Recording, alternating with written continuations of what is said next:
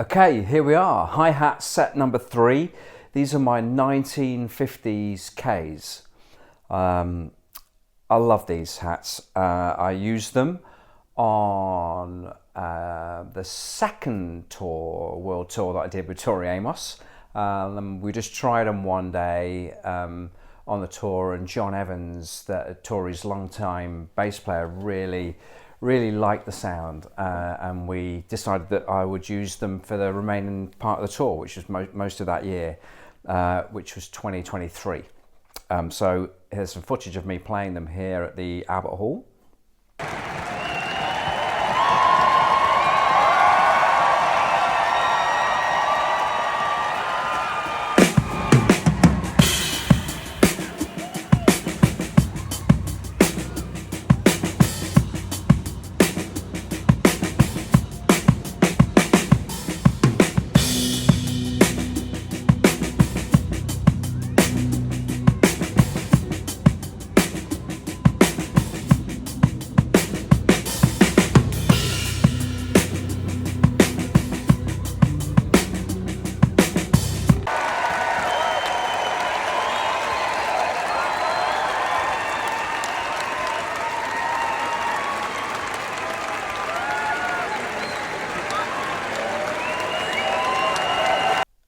And here at Red Rocks is a video. We can see them on my kit there.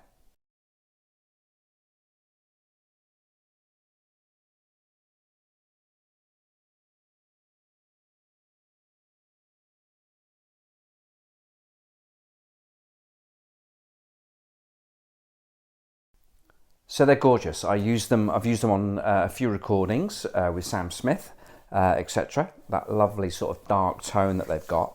I acquired these. I bought these off a guy called Gary Noonan, who is a drum maker from the UK.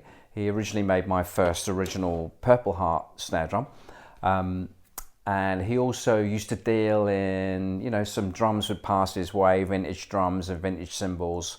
And these were at his workshop when I popped down one day, and I don't know where he got them from. I think they were part of a set of cymbals that were used more in a classical instance. So I think probably like at the London Philharmonic or something like that had them. I'm not entirely sure. But what I am sure of is where I got them from, and it was probably mid 90s that I acquired these, and I love them. Absolutely gorgeous. So the signature is Steve Gadd, and I took these cymbals down quite recently, last year in 2023. Mike Dolbear put on a masterclass with Steve. There's a few people there, I think 30 or 40 people turned up.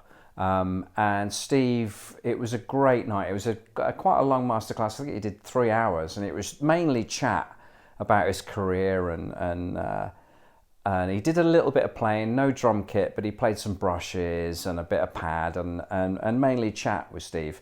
I'd met him a few years ago at an Eric Clapton gig, thanks to our dear friend Yard, who was Steve's tech at the time with Eric.